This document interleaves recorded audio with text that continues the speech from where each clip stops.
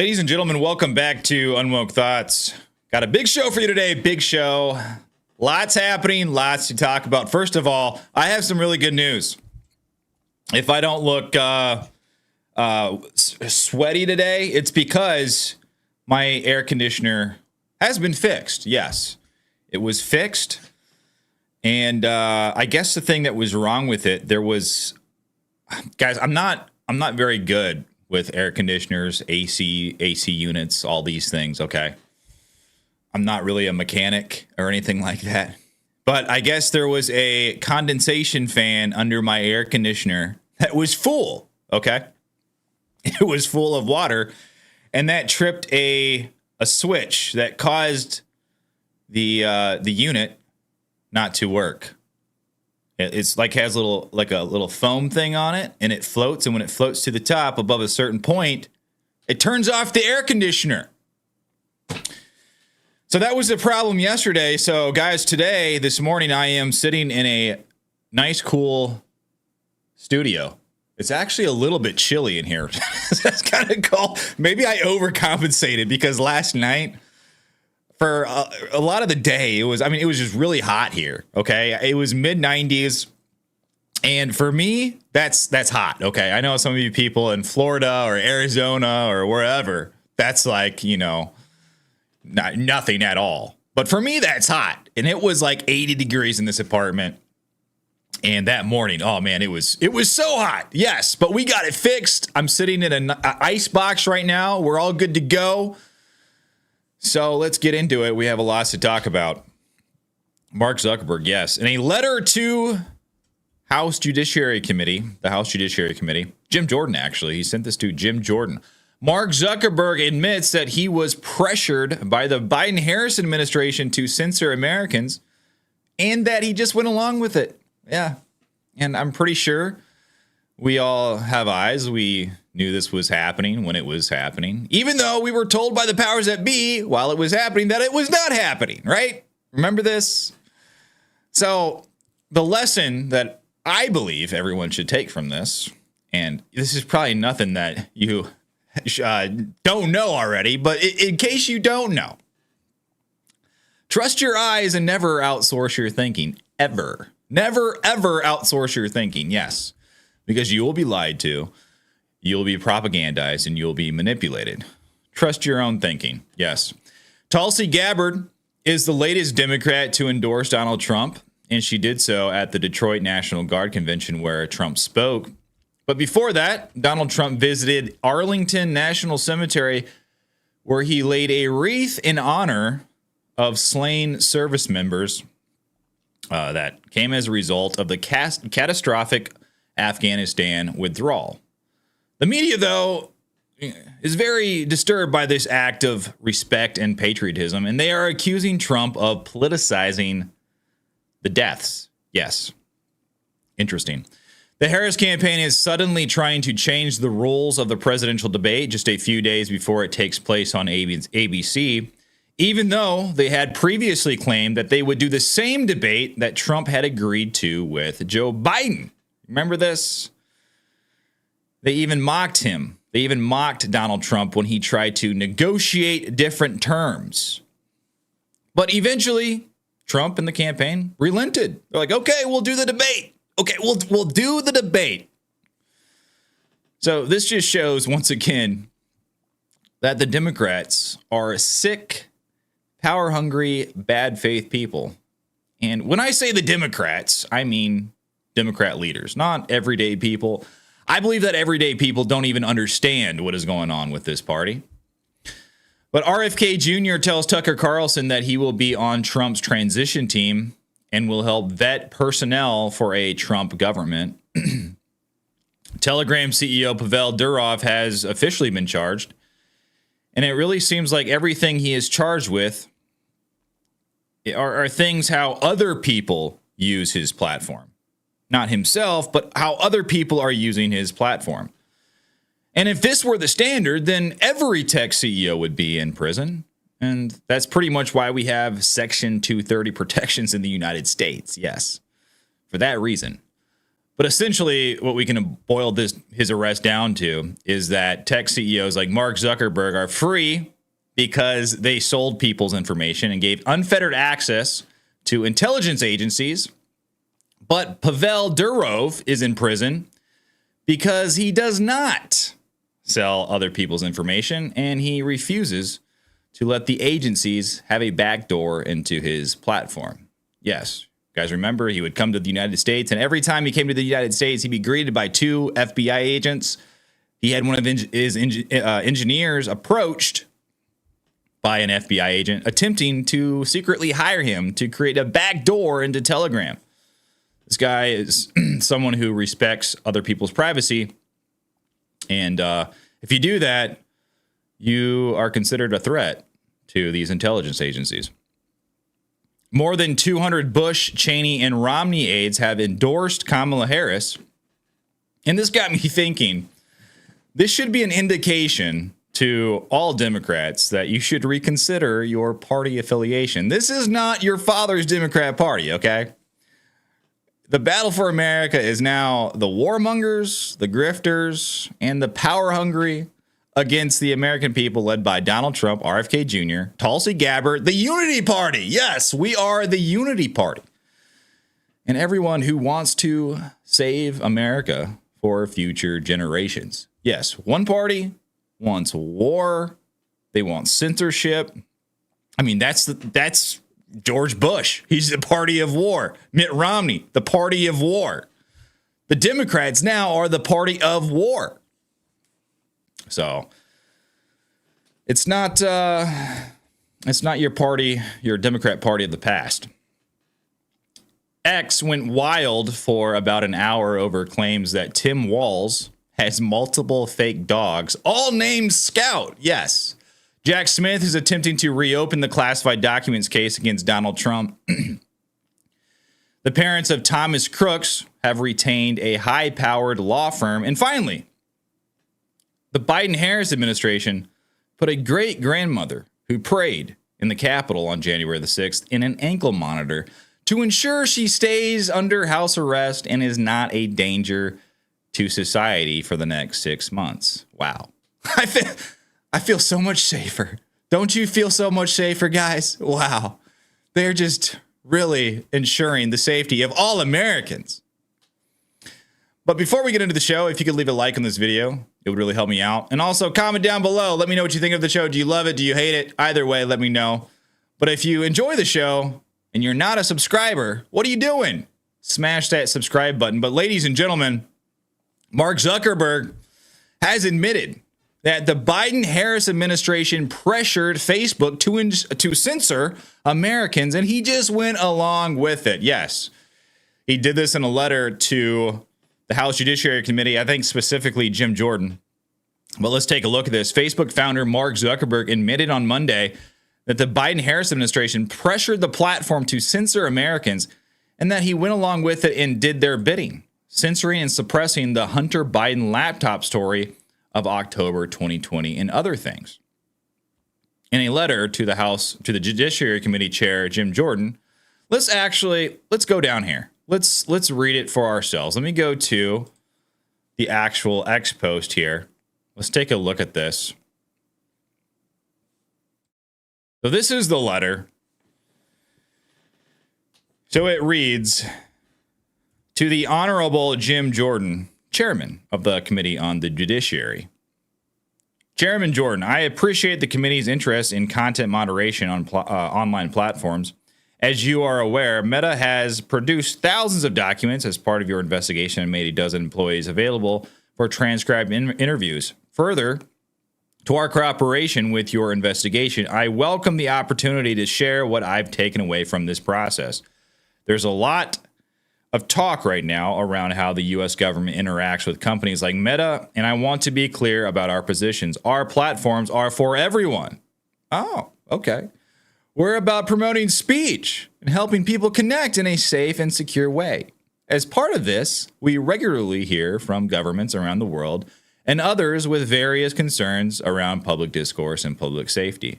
In 2021, senior officials from the Biden administration, including the White House, repeatedly pressured our teams for months to censor certain COVID-19 content, including humor and satire, and expressed a lot of frustration with our teams when we didn't agree. Ultimately, it was our decision whether or not to take content down, and we own our decisions, including COVID-19 related changes we made to our enforcement in the wake of this pressure. I believe the government pressure was wrong, and I regret that we were not more outspoken about it. Oh, they're sorry, guys. They're sorry. I also think we made some choices that, with the benefit of hindsight and new information, we wouldn't make today. Oh. So they are regretting. They are regretting these decisions that they made. But he goes on, like I said to our teams at the time, I feel strongly that we should not compromise our content standards due to pressure from any administration in either direction. Guys, do you think that Zuckerberg would have compromised his content moderation standards or his content standards if a Trump administration had pressured him? Probably not. I'm going to guess that there would be an absolute uproar. Okay. Why is this always, it's like one way. Every single time it's one way. You know, Mark Zuckerberg dabbles with, power hungry regime over here. And when he gets burned and realizes that that's a really, really bad look, when he realizes that, the public, they don't like being censored. The public, they don't like it when, a platform that they use is colluding with the government. And then he comes back and says, oh, I shouldn't have done that. It's, we should not compromise our content standards. But if it were the other way around, if he somehow, colluded with the Trump administration, it'd be completely different. This would be all over. He wouldn't have even done it in the first place, actually, because he knows that the regime would absolutely drop the hammer on him if he even tried.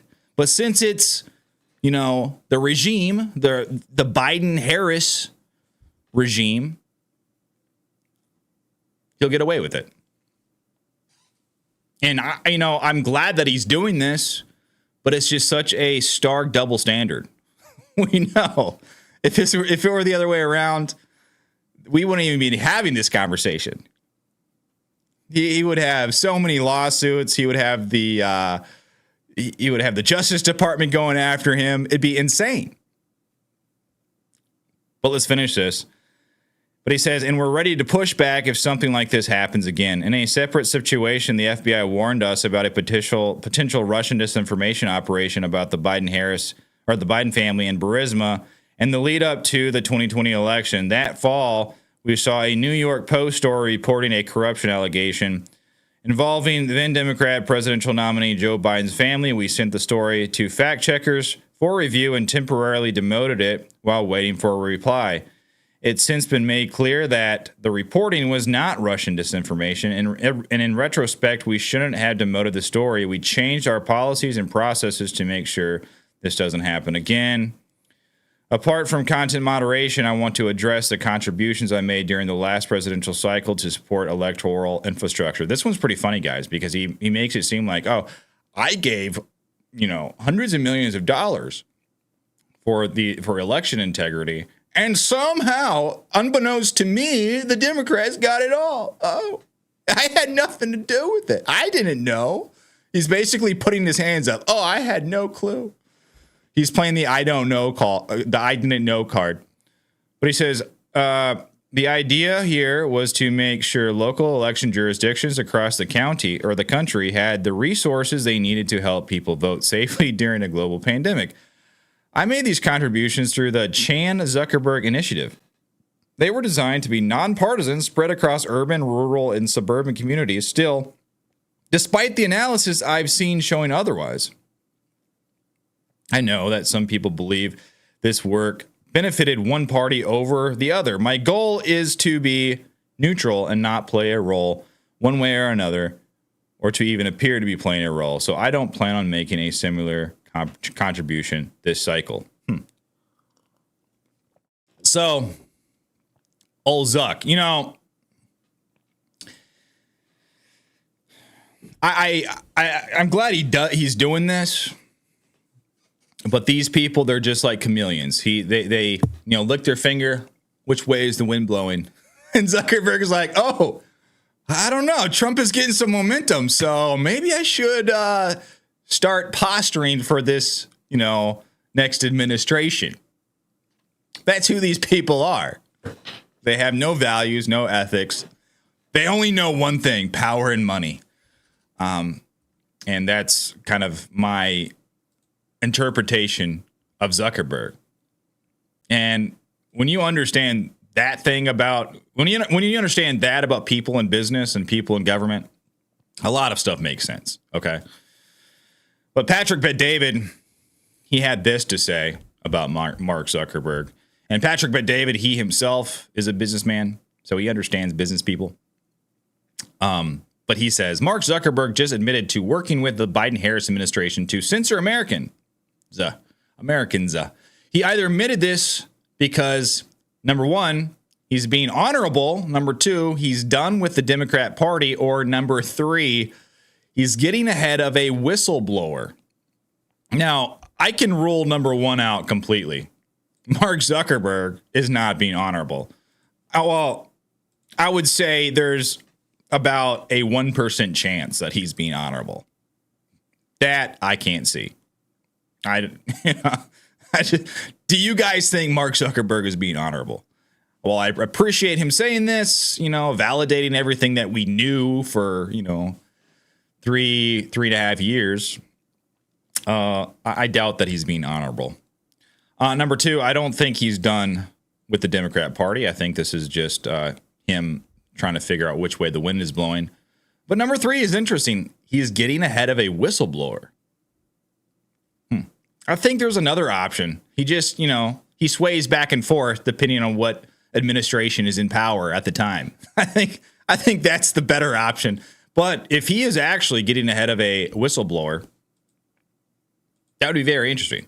So we could be seeing a whistleblower come forth very soon, and he's just posturing himself, trying to make him look good, get in the good graces of the Republicans before this happens. But Kim.com, he had a pretty good reaction to Mark Zuckerberg and his letter. He says, Mark betrayed his users and is now blaming Biden. Mark knew exactly what he was doing. He and his wife donated $400 million to assist U.S. elections in setting up the mail-in ballot system that was used to, let's just say, mess around with the 2020 election. Yes, so I don't think Mark Zuckerberg has changed. I think he's just looking out for himself and for his business. And that's how most business owners are. A lot of business owners are that way, especially these giant tech companies. But moving on, Tulsi Gabbard has endorsed Donald Trump at the National Guard conference in Detroit. Another Democrat endorsing Donald Trump. Listen. We as Americans must stand together to reject this anti-freedom culture of political retaliation and abuse of power. We can't allow our country to be destroyed by politicians who will put their own power ahead of the interests of the American people, our freedom, and our future.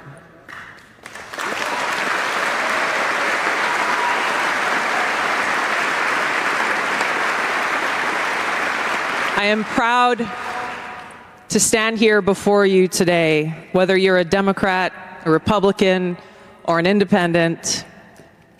If you love our country, as I do, if you cherish peace and freedom as we do, I invite you to join me in doing all that we can to save our country and elect President Donald J. Trump and send him back to the White House to do the tough work of saving our country and serving the people. Thank you very much. Thank you very much, Mr. President.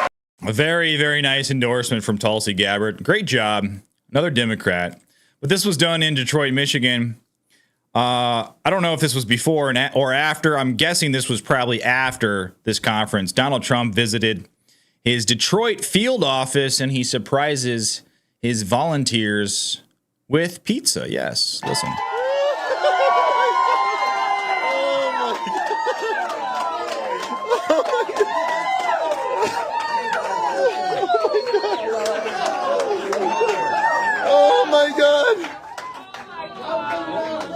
That's pretty cool, right? Thank you.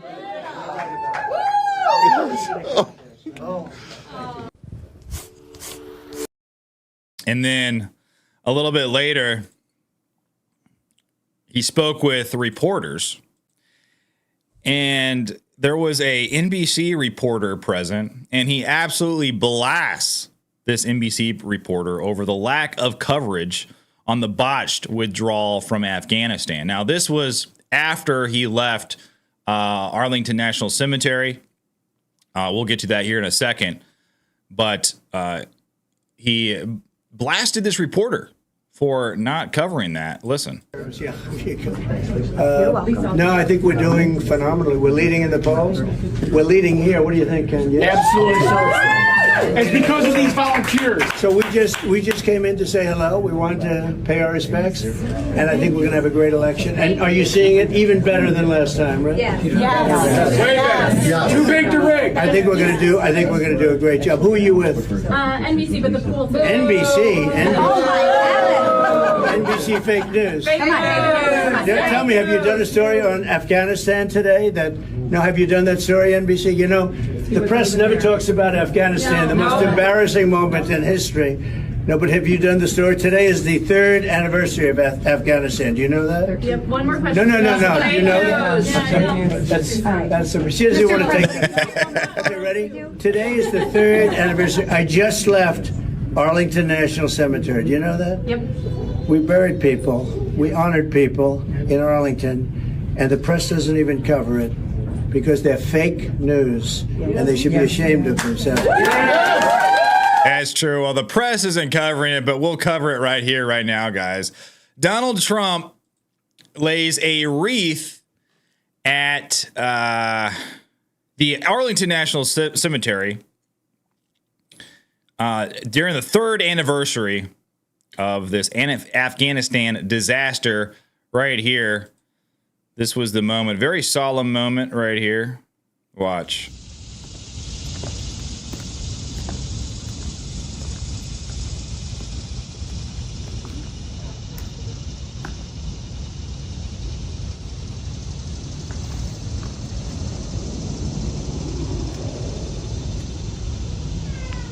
President!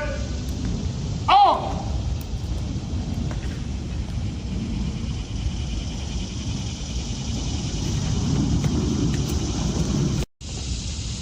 So, yes. And then afterwards, we got a little view of Trump's motorcade leaving Arlington National Cemetery. Thought this was pretty cool. Provided to us by Laura Loomer. Where does she get this footage? I wonder. I think she has some people that go out and send her footage, but she gets all of these kind of an inside look of Trump's campaign footage a lot. But after Donald Trump was accused of politicizing the deaths of the 13 service members by visiting Arlington National Cemetery. And this is all while, Biden is currently on vacation. Yes, here's Jim Acosta accusing Donald Trump of politicizing these deaths. Listen. Jump to the campaign a little bit. This morning, former President Trump was at Arlington National Cemetery where he marked the 3-year anniversary of the bombing that killed 13 service members during the Afghanistan withdrawal. This is someone who, according to his own former chief of staff, said Americans who died in war are, quote, suckers and losers. Trump denies that, although John Kelly confirms that Trump did say that. He more recently said a civilian award is, quote, better than the Medal of Honor. You're a former Army Ranger. Is he politicizing these soldiers' deaths? Should he even be at Arlington National Cemetery if he's going to make some politics out of this? Well, I also mourn the death of those 13 service members. Every death of a service member is a tragedy. So you guys get it. We don't have to listen to that airhead talk about that. But Donald Trump went on possibly the largest veteran podcast in the country yesterday. Well, it was aired yesterday. I think it actually happened a little bit, a few days prior. And he debunks that suckers and losers hoax. This was the Sean Ryan show. Yes, guys. It was I watched the entire thing. I'm a big fan of the Sean Ryan show. I really like that guy a lot. He does a fantastic job with his interviews. He interviews a lot of interesting people. And he had Donald Trump on his show for the first time. And it was a good interview, but listen. Supposedly, you calling wounded veterans that have been shot or wounded, suckers and losers. Yeah. A made up story. It was made up by a magazine. And I think it was The Atlantic, which is a radical left magazine. And as soon as I heard it, I said, that's a terrible thing, and you don't get rid of it. You know, they make these things and they just use it and use it. The opposing side, they know it's false. I had 26 people that said it never happened. Who would say it? Who would say it? Nobody would say it. A stupid person or a person that's mentally ill. Supposedly. Yeah, and that's probably the best defense to that. Like, what person in their right minds would say something like that? Especially a politician. No one, even if they thought that in their brains, they would never say that. That's like, that's the end of your campaign if you say something like that. That alone should tell people that that is just an insane story. A crazy person would say that. That's what he says. A crazy person would say that. It doesn't even make sense when you think about it. Even if you hate Trump, you should realize, like, listen, that's a fake story. That is completely fake. But after Donald Trump visited Arlington National Cemetery, he went to a Vietnamese restaurant. Yes. And he got a round of applause. Listen. Everyone loves him.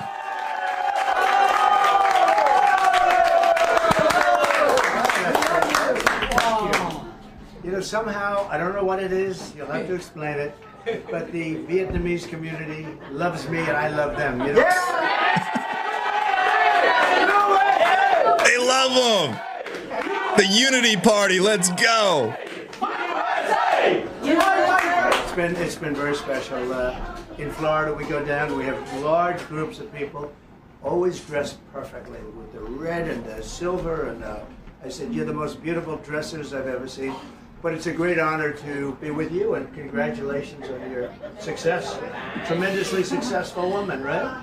So congratulations, and it's really an honor to be with you. Thank you. And we're going to be with this man. This is a great gentleman. I love his name, Hung Kao. I love that name. And that name alone should get you elected, right? Yes, sir. That name alone, the name Hung Kao alone should get you elected. Donald Trump cracks me up. That is so funny, man. But moving on to some of the debate stuff, guys. Kamala Harris's campaign is now demanding a seated debate with notes for the September 10th ABC event. Yes. Like I said, this was after Donald Trump wanted to negotiate kind of, some different terms after Joe Biden was forced out by his party elites, and then Kamala Harris stepped in. And Kamala Harris's campaign, all the Democrats were mocking Trump. Oh, you already agreed to this debate. You already agreed. And finally, his campaign just gave in. I'm like, whatever, we'll do it. We'll freaking do the debate. Stop whining. Stop lying. And now it's them wanting to change the rules. So this shows you these people are just not good faith people. You can agree to something some terms that they set, and they will just flip flop and yank you around. They're bad faith, disgusting people, guys. And this has happened multiple times over the past, few weeks.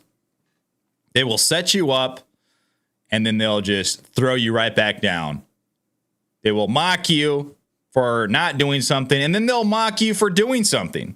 It's a lose-lose. It doesn't matter what you do. But Kamala Harris's campaign demands a seated debate with notes for the September 10th ABC event. So, of course, the Biden administration, or when Biden debated Donald Trump, it wasn't seated, and he wasn't allowed to have notes. But that's too risky for Kamala Harris. Kamala Harris wants to change the rules of the upcoming September 10th presidential debate to be held on ABC. Instead of a normal standing debate, Harris wants the candidates to be seated And instead of both candidates speaking contemporaneously, drawing on facts and figures they know, she wants to have notes, as though it's some kind of open book test in a freshman lecture class. Yes. The Trump campaign's Jason Miller spoke to Politico Playbook, saying, enough with the games. We accepted the ABC debate under the exact same terms as the CNN debate. The Harris campaign, after having already agreed to the CNN rules, asked for a seated debate with notes and opening statements. We said no changes to the agreed upon rules. And guys, if you're on X and you read some of the posts coming out of these Kamala Harris campaign Twitter accounts, they're all mocking. Oh, Donald Trump is afraid to debate. Donald Trump is afraid to debate. And I actually had a tweet. I kind of liked it. Okay, guys, I like this tweet that I made. I thought of this, so I'm going to show it to you guys. The Harris campaign. This is, of course, just a funny tweet. The Harris campaign says, hey, we want a debate where Trump has to sit silent for an hour, mouth taped shut, and in handcuffs. But Kamala Harris gets to say whatever she wants. Donald Trump says, no. The Harris campaign, oh my gosh, Trump is scared. Trump is scared to debate.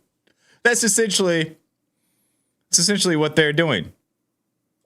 But back to this article, guys, because I want to kind of give you guys a look at what's going on here.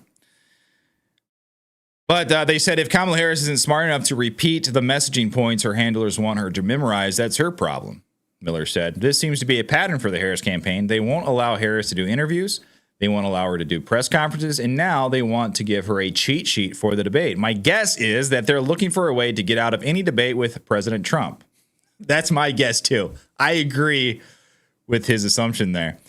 Harris has not held a press conference, done or committed to any long-form interview, barely takes reporters' questions, and has only agreed to one debate against Trump, one she apparently wants entirely on her terms.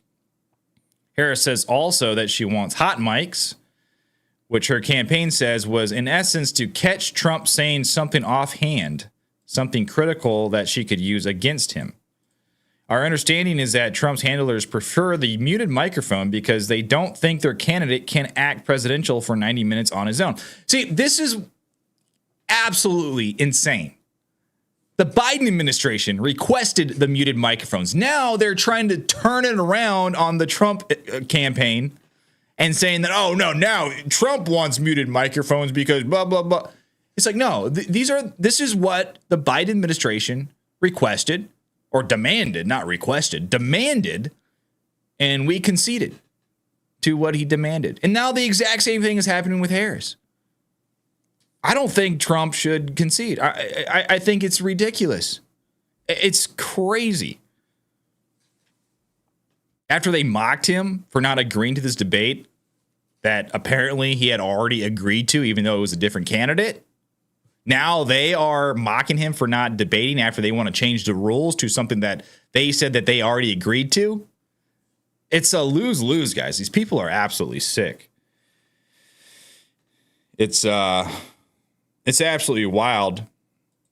Not only that, but the ABC debate moderator, John Carl, is acting as a surrogate for Kamala Harris. And this was said on Fox News by Kayleigh McEnany. She accused this guy of acting as a surrogate for Kamala Harris. Listen. Policies. I have questions and I don't get any answers. I'm not being unreasonable. Come out wherever you are and talk to the press.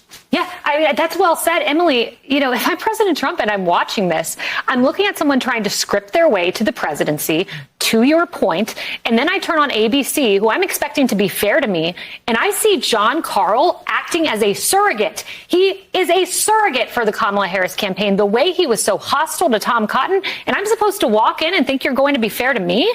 I mean, really? What am I missing? Well, remember when Don Lemon interviewed a bunch of people in New Jersey and Cleveland, and when Americans said, this is how I feel, he goes, that's policies. Essentially what happens here is that the media, they have the bully pulpit. That's all it is. They have the bully pulpit.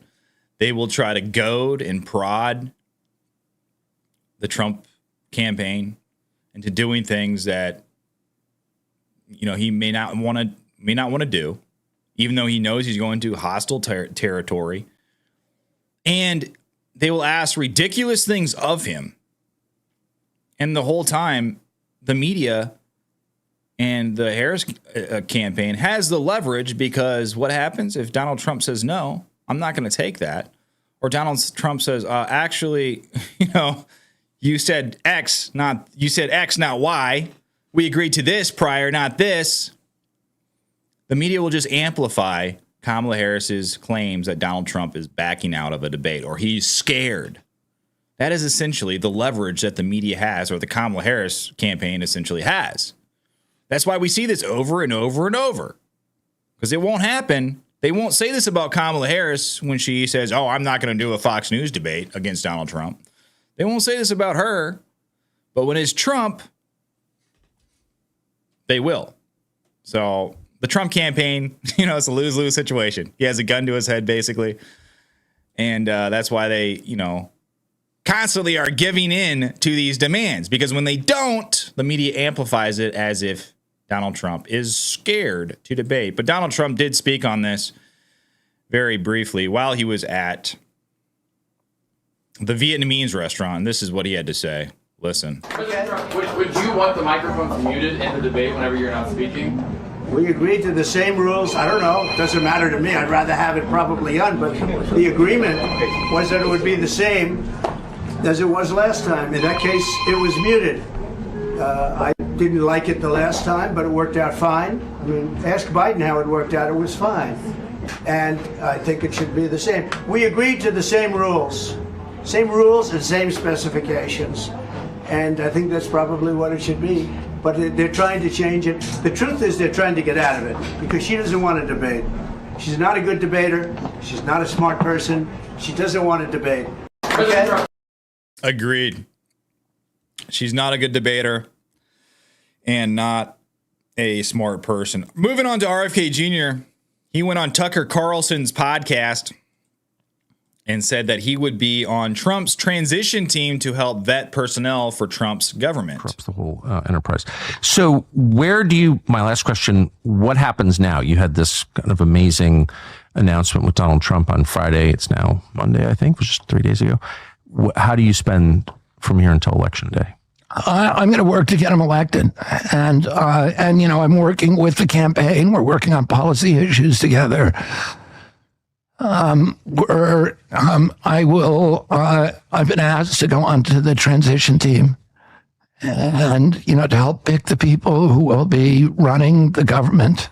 And I'm looking forward to that. And corrupts the whole enterprise. So that's good. I think I read that Tulsi Gabbard might also be on the transition team. I'm not really sure. I think that's what I read somewhere. I could be wrong about that. But also, RFK Jr., he spoke about how the Democrat Party is coming after him and how he's had to cough up $10 million because they're suing him to keep him off the ballot in different states. Listen. Which we saw for the first time in American history of the judiciary to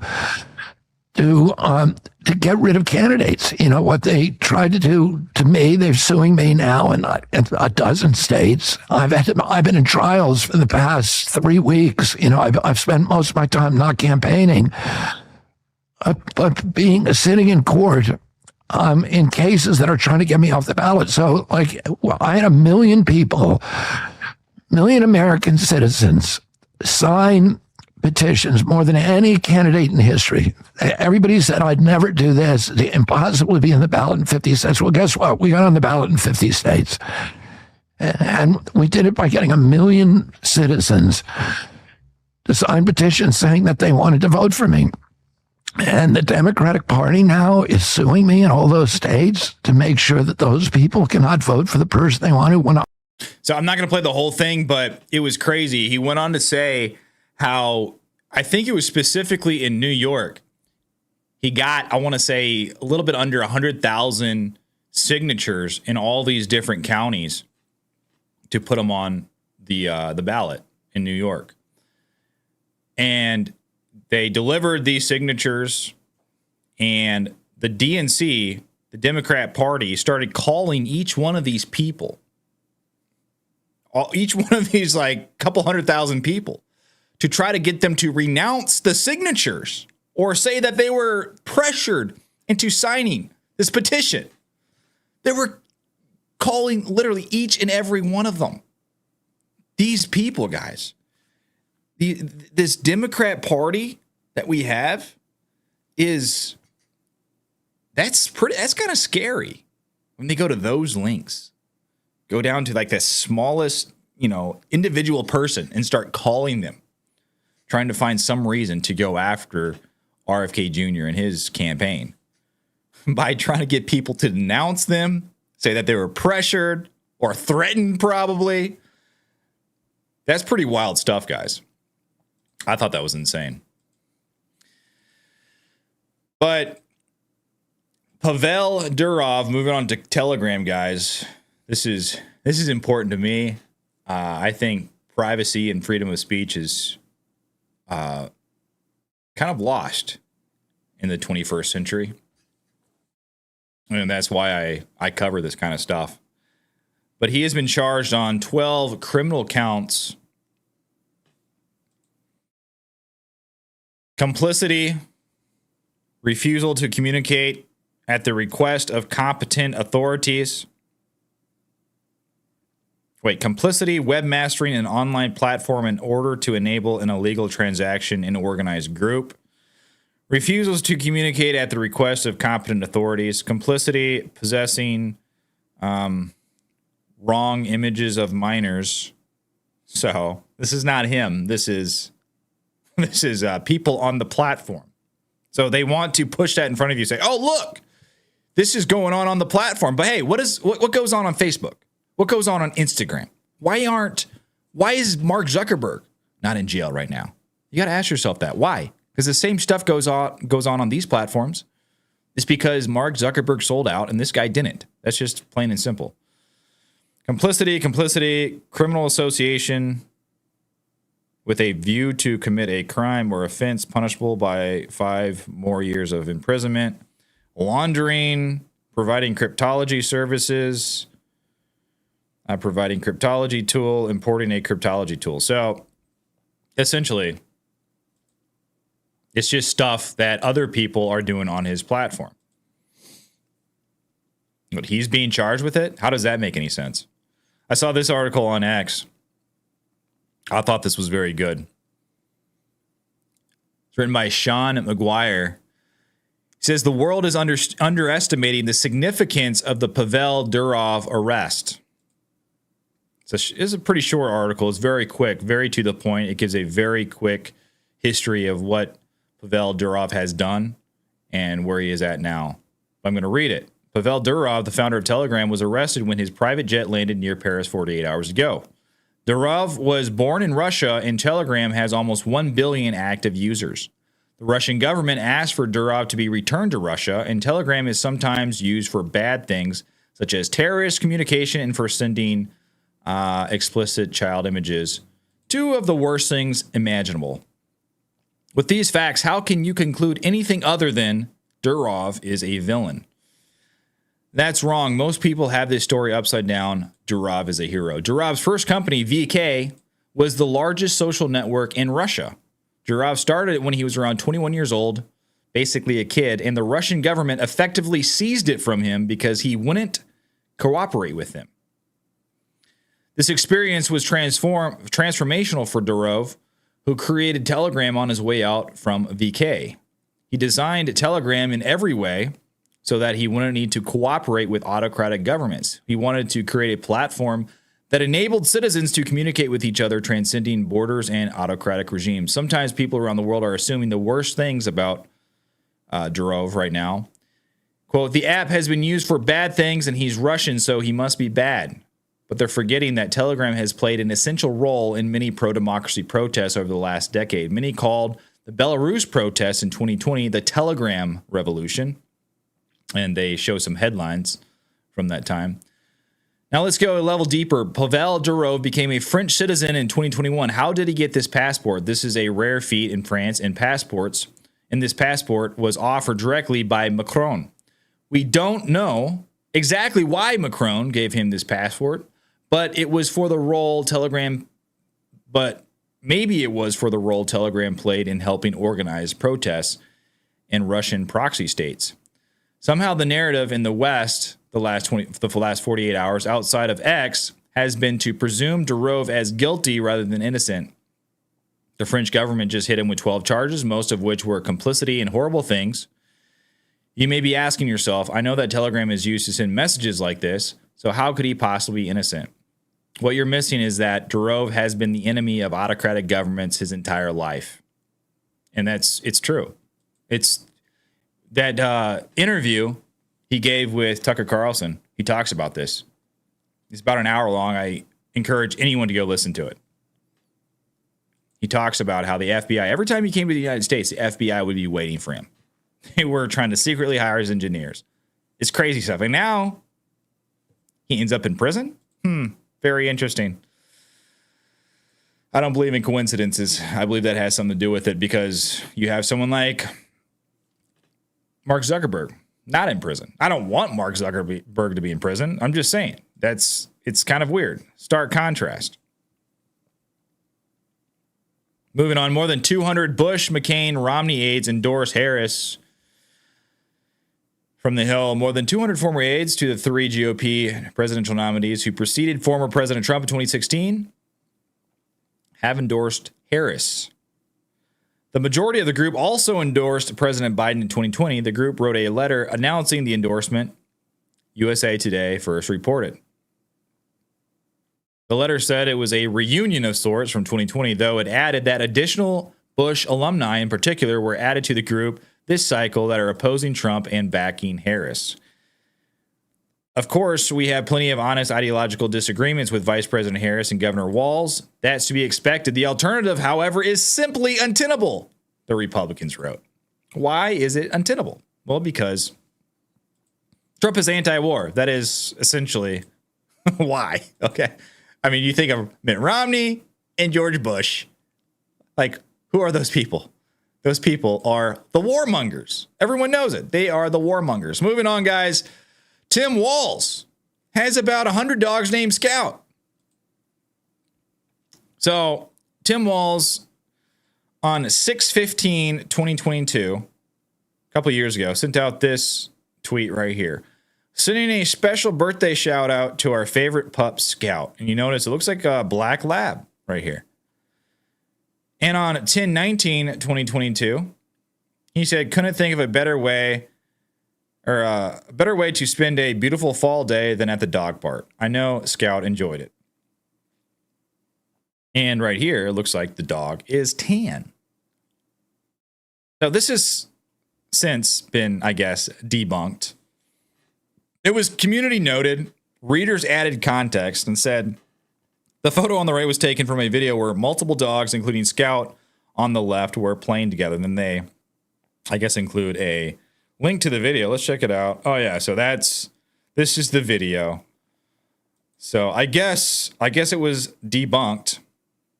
So since it was debunked, I won't show you this picture of Tim Walz right here with all of his dogs named Scout. Here is the picture I'm not showing you of Tim Walz with his 50 dogs named Scout. Yes.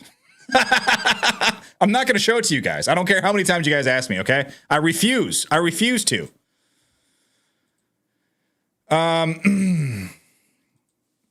Moving on really quick, guys. Jack Smith is trying to reopen the classified documents case against Donald Trump. Of course, this is of no surprise. Special counsel Jack Smith urged a federal appeals court Monday to reinstate the classified documents case against former President Donald Trump, saying a judge's decision that dismissed the prosecution was at odds with longstanding Justice Department practice and must be reversed. Hey, Jack Smith, you're not even legal. You're a nobody. Why do you keep doing this?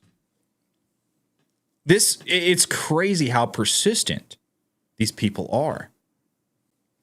It's wild. They just keep pushing and pushing and pushing and pushing, and they never stop. It's downright disturbing. Smith needs to be just like thrown out of the country. Like, get out of here, dude. Get. What are you? You're like an annoying little, mosquito. Smith's team says the U.S. District Judge Eileen Cannon made a grievous mistake by ruling that Smith was unlawfully appointed by Attorney General Merrick Garland. That position, prosecutors wrote in a brief filed with the Atlanta-based appeals courts, runs counter to rulings by judges across the country, as well as widespread and long-standing appointment practices in the Department of Justice and across the government. If allowed to stand, they warn it could jeopardize a long-standing operation of the Justice Department and call into question hundreds of appointments throughout the executive branch. Good. Get rid of them all. Get rid of every last one of them, please. Please do. Because I don't trust anything that comes out of this administration. This administration is rotten to the core, okay? Moving on to Thomas Crooks. His parents, the would-be assassin of Donald Trump, his parents have retained a top law firm as this investigation continues.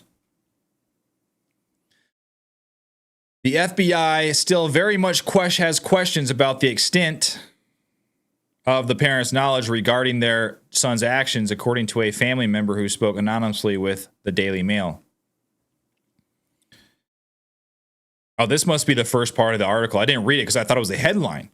The parents of the gunman who attempted to assassinate former President Donald Trump last month at a rally in Butler, Pennsylvania, have retained a prominent law firm as the FBI intensifies its investigation into the attack. Okay. Matthew Crooks, the father of the attacker, is reportedly a gun enthusiast who has previously sold firearms to relatives. The family member revealed. Crooks and his wife Mary have retained the Pittsburgh-based law firm Quinn Loge. Let's click this. What does this look like? So it's this law firm right here. Interesting. Employment litigation, legal malpractice, medical malpractice, motor vehicle accidents, personal injury, premises liability, product. So they must be a high-powered law firm. Testimonials. Let's see. Let's look at wrongful death. So apparently this is a high-powered law firm. These two gentlemen right here. Let's see. What do they have the names of the lawyers here? Attorneys. Oh, here we go. John E. Quinn. This guy right here. He's the founder. And he's from, served as assistant disciplinary counsel with the disciplinary board of the Supreme Court of Pennsylvania. So yeah, he's got some clout. He's been around the block a couple times. But this law firm is recognized as a leading firm specializing in criminal defense and wrongful death cases. The choice of this firm suggests that the family is preparing for potential criminal charges and possible civil action from the families of the other victims of the shooting, according to the Daily Mail.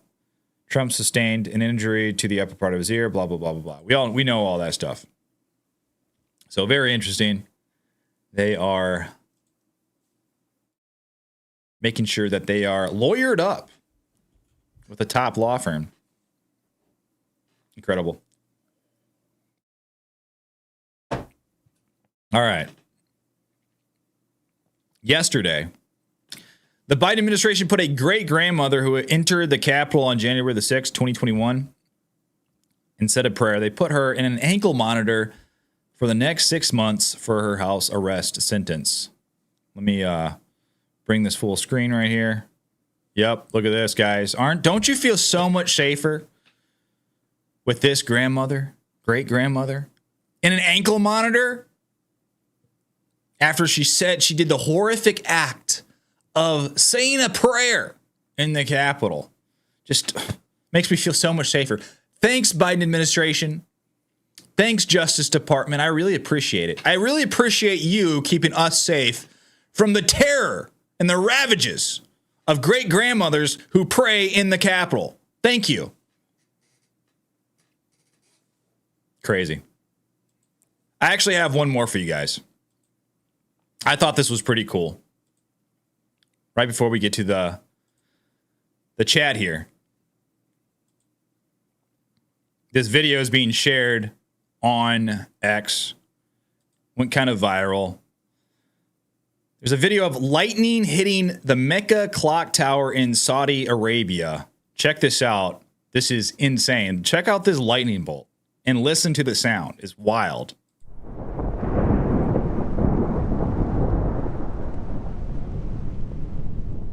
Wait for it. That's pretty cool, man. I'm sorry. That is pretty cool. But ladies and gentlemen, that is all we have for the day. How are you guys doing? Let's get to the chat. Oh, I accidentally clicked one here. Let's get to the chat right now. There we go. How's it going, guys? How's everyone doing this morning? Let's see. What do we got going on here? Let me get situated really quick. Let's see.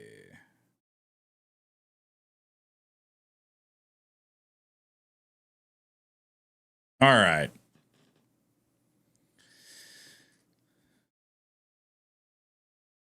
What do we got going on here? We got some of my great members in the chat. We have Patrick H. We got Christy. I don't know if that's Christy 1 or Christy 2. We got Corporal Oreo. Oh, it's scrolling too fast. Can't click these. Corporal Oreo. Shoemaker. Hey, thanks for modding for me this morning, Shoemaker. Appreciate it. Mama Bear. Michelle. We got Michelle C in the chat. Yes, thank you. The best mod in the world right there, guys. She kills it every time. Thank you, Michelle. LJ says, who paid for the lawyer? Yeah, that's what I'd like to know as well. Yeah, who is paying for the lawyer? That doesn't look like a very cheap lawyer, okay? I'm wondering that myself. I don't know. I don't know, guys. Some shell company somewhere is my guess. Some shady shell company somewhere is my guess. We got Trium Infinitum in the chat. He says, okay, I'm out. Have a blessed week, folks, unless your name is J.E. Did I miss some drama? What's going on? Who's J.E.? Kim Gates is in the chat. She says, hey, Andrew. Hey, thanks, Kim, for watching. We got the other Christy. Says, we are better together. Isn't that right, Christy? Okay, which one of you is Christy 1? Which one is Christy 2? I just know you guys because one of you guys have blonde hair in your profile pictures. One has the brown hair. The brunette hair. Uh-oh, wait. Is this J.E.? J.E. says, did you guys see the new Wolves and Finance video about the Trump? It probably wasn't. Oh. No, I did not. I did not see that video. Patrick H. says, great show today, Andrew. Have a wonderful day, everyone. Stay blessed and loved. And then also, my last member right here, Queen Bee's Art Hive. Really appreciate you guys. Really appreciate my members supporting me. But ladies and gentlemen, that's all we have for today. Thank you for watching this morning. I hope you enjoyed it. I hope you learned something. If you could, please, before we get off of here, if you could leave a like on this video. And if you're not yet, consider subscribing. If you'd like to support the show, I have my links down below to donate or to become a member. Those are the best ways. So consider doing that as well. But ladies and gentlemen, thank you for watching this morning. Have a great day, and God bless.